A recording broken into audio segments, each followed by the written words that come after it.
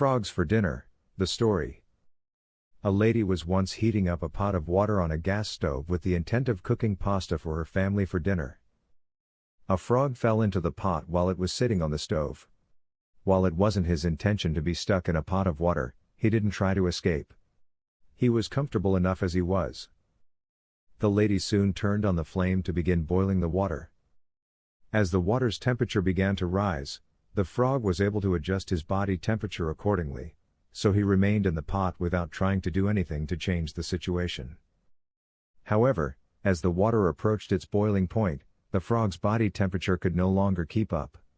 He finally tried to jump out of the pot, but with water temperature continuing to increase, he didn't have it in him to make the leap.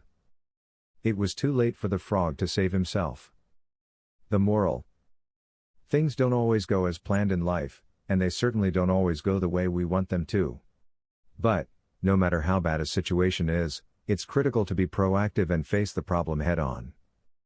Unlike the frog, who waited until the last minute to try to do anything about the problem he was clearly facing, it's important to project the future outcomes of the obstacles that hinder you and mediate them before they get past the point of no return.